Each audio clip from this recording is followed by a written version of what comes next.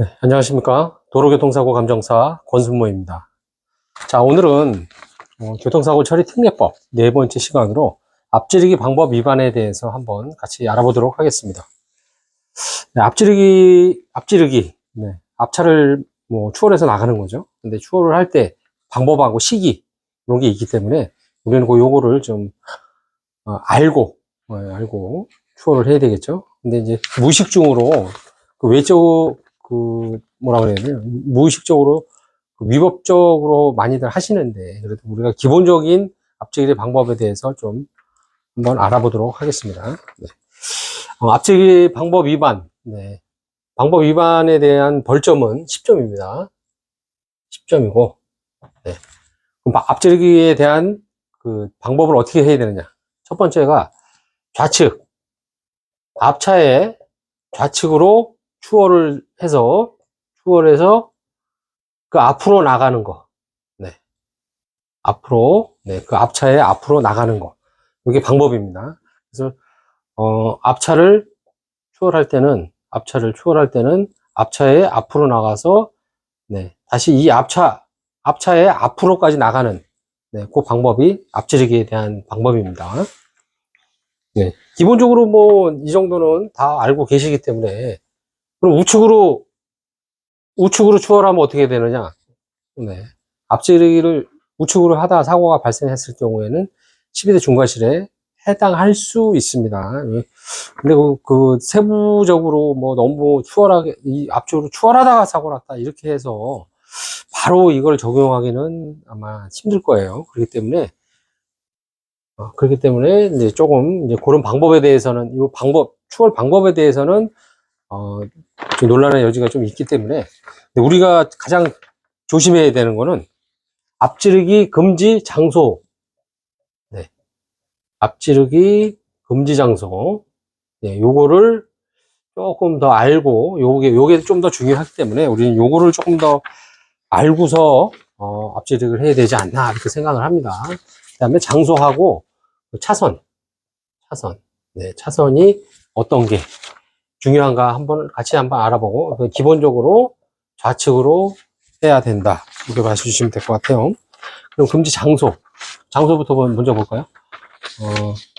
아까 앞지르기 금지 장소라고 하면, 딱 느낌이 오잖아요. 위험한 수 있겠구나 하는데, 그런 데가 있기 때문에, 우리가 앞지르기 금지 장소 한번 알아보겠습니다. 첫 번째가, 네, 교차로. 네, 이렇게 교차로가 있는 교차로에서는 앞지르기를 하게 되면, 아무래도 방향이 서로 좌회전 차량도 있고, 직진, 우회전 하는 차량이 있기 때문에, 분위기상, 네, 교차로에서는 하기가 힘들죠. 네, 그렇기 때문에 여기서는 앞지르기 할 수 없다. 금지 장소다. 사고가 났을 때는 거의 12대 중과실에 포함이 될 수 있다. 두 번째가, 네, 터널안.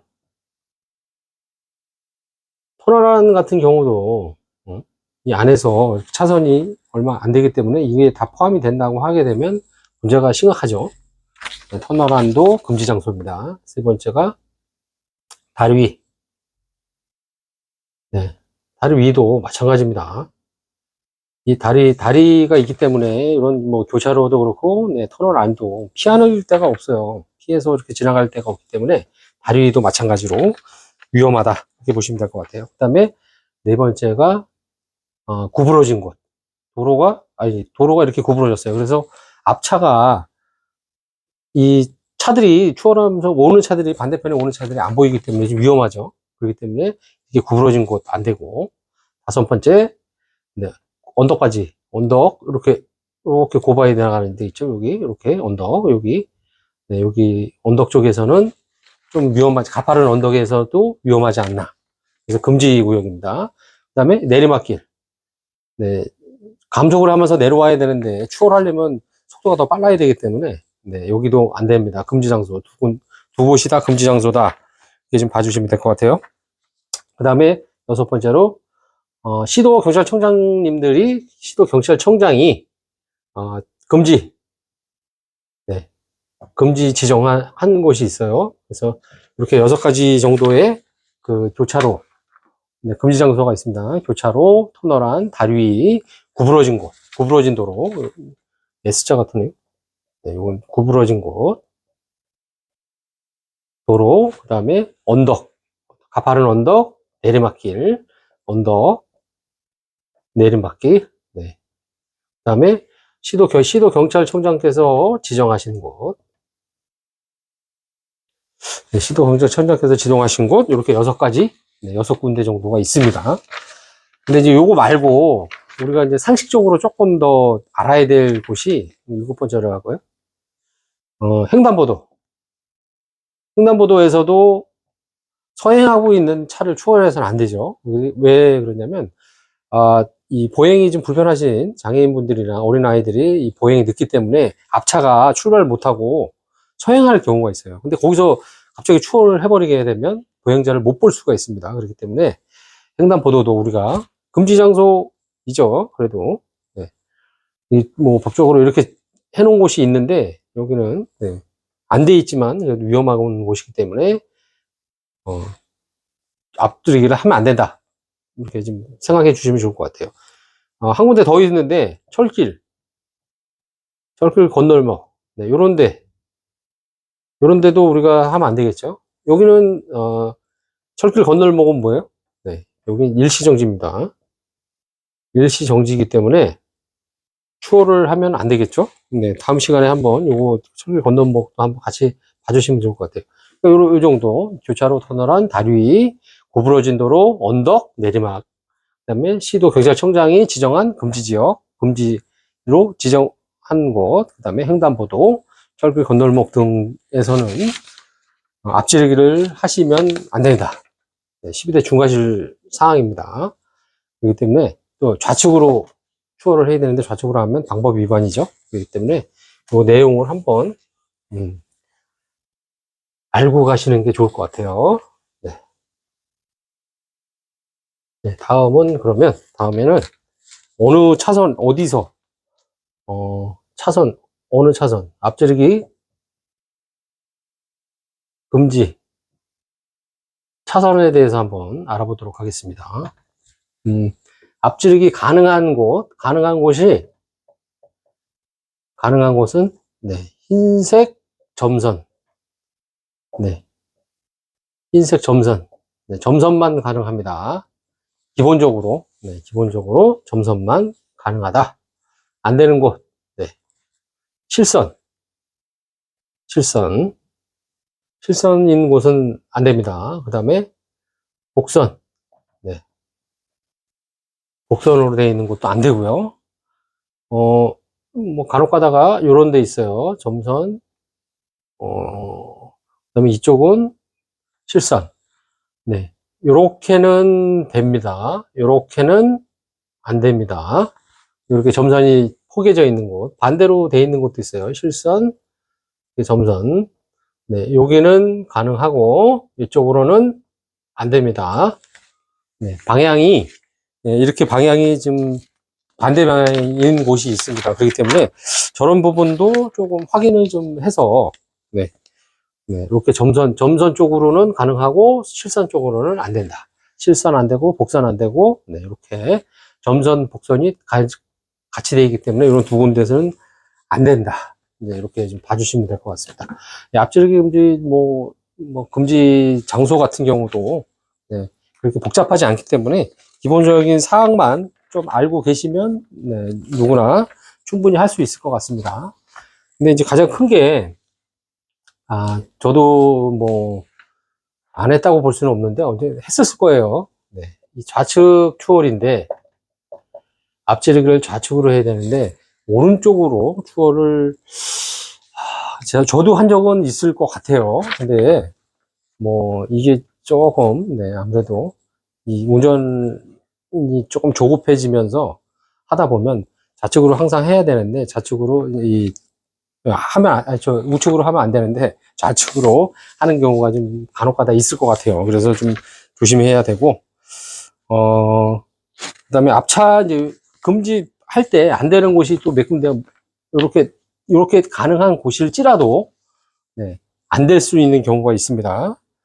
이 차가 이 앞차가 네, 이렇게 차가 있으면 이 앞차가 이 차를 앞지르고 있을 때 나는 하면 안 됩니다. 내가 이렇게 차를 앞차가 앞지르고 있는데 내가 이 차를 또 앞지르려고 가면 안 되죠. 위험하죠. 네.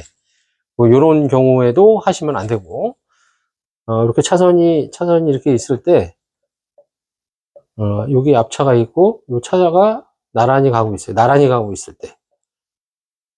이렇게 나란히 가고 있을 때. 이거 뭐, 어차피 추월은 못하지만, 그래도 이렇게 이 앞차가 진행하고 있는 방법으로 해서 추월을 해서는 안 되고, 오른쪽으로 앞지르기 해서도 안 된다. 네, 이렇게 앞지르기에 대한 여러 가지 금지 장소도 있고, 시기도 있고, 네, 이런 부분을 조금 우리가 조심해서 운전하시면 좀 더 좋지 않을까, 그렇게 생각을 합니다. 네, 시간이 조금 있으니까 제가 저기 철길에 대해서 같이 한번 오늘 알아보도록 하겠습니다. 철길. 철길은 간단하죠? 네. 다 아시기 때문에 앞지르기는 이 정도 좀 하고, 네. 철길 원동목에 대해서 한번 같이, 철길. 네, 시간이 네, 조금 있어서, 네, 철길 건널목, 네, 벌점, 네, 위반 시 벌점이 30점입니다. 30점. 상당히 높아요. 중앙선 침범하고 벌점 같습니다.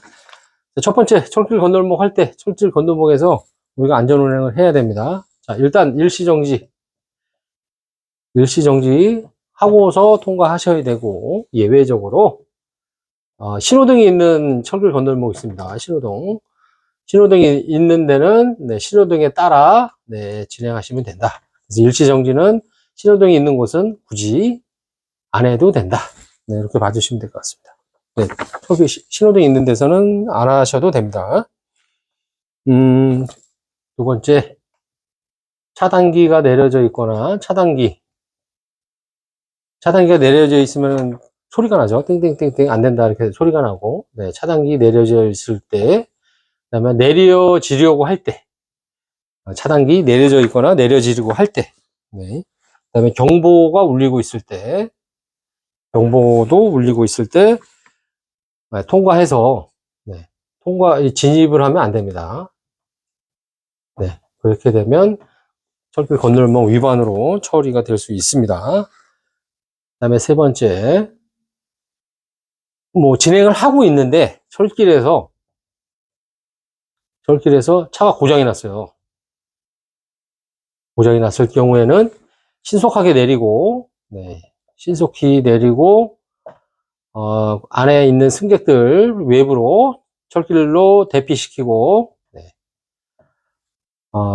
빠른 시일 내에 철도 공무원하고 경찰 공무원에 연락을 해야 됩니다. 네, 네, 이렇게 해서 이 사실을 빨리 차가 고장 났으니까 빨리 알려야 된다 하는 이런 기본적인, 네, 뭐 철길 안 넘으면 요 기본적인 것만 행해 주시면 뭐 크게 문제될 건 없습니다.